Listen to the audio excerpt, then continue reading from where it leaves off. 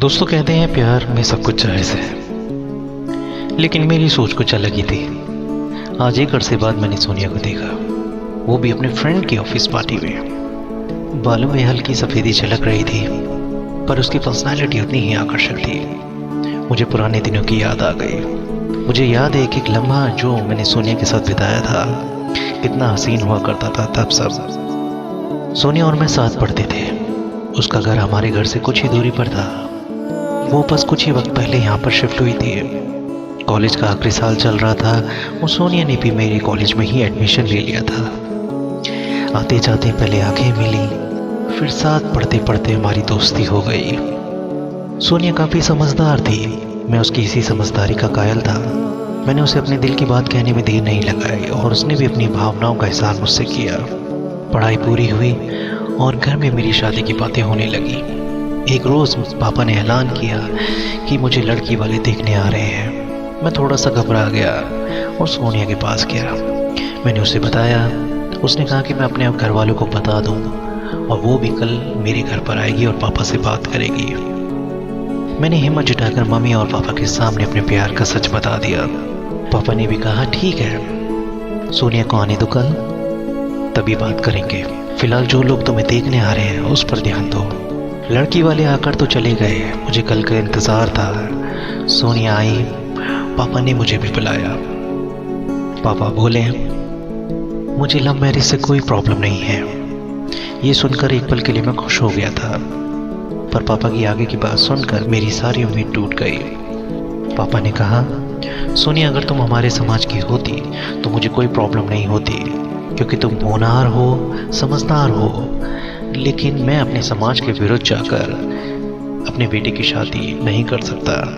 मुझे भी नाते रिश्तेदारों को जवाब देना है और मैं तुम दोनों को कोई भी आशा नहीं देना चाहता, इसलिए मैं साफ साफ कह दे रहा हूँ। मेरे सारे सपने बिखरते नजर आए। रात के 1 बज रहे थे और घर की डोरबेल बजी।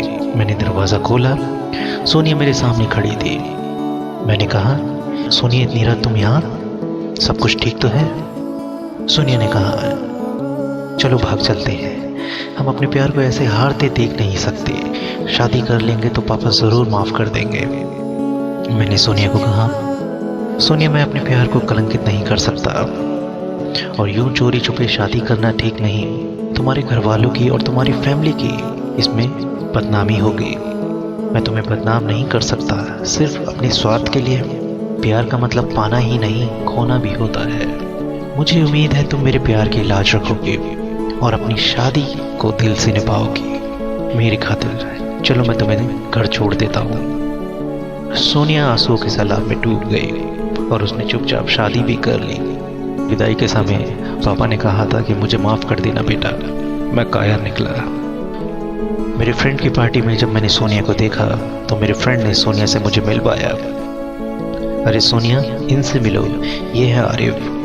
कुछ ही दिन पहले यहाँ इनका ट्रांसफ़र हुआ है और मैं बीते वक्त से वर्तमान में लौट आया। सोनिया ने अपने पति से मौका पाते ही मेरा नंबर ले लिया। हिम्मत जुटाकर उसने मुझे फ़ोन किया, हालचाल पूछा, मेरे परिवार के बारे में पूछा, मेरी शादी के बारे में पूछा। मैंने सोनिया को बताया सोनिया, मैंने शादी नहीं की, किसी और से शादी करके उसके साथ मैं अन्याय नहीं करना चाहता था। मेरा प्यार तो तुम हो और हमेशा रहोगी। इसके बाद मैंने फ़ोन कट कर दिया। अगले ही दिन सोनिया मेरे घर पर आ गई। मैंने दरवाज़ा खोला। सोनिया, तुम्हें इस तरह यहाँ नहीं आना चाहिए था, किसी को पता चलेगा तो तुम्हारे लिए परेशानी हो जाएगी। सोनिया ने कहा मैं खुद को रोक नहीं पाई, और अब जब हम एक ही शहर में रहते हैं तो मिल तो सकते ही हैं ना। खैर कुछ देर रुक कर वो घर लौट गई। ऐसा लगा ज़िंदगी फिर मुझे सोनिया के करीब रहने का मौका दे रही है।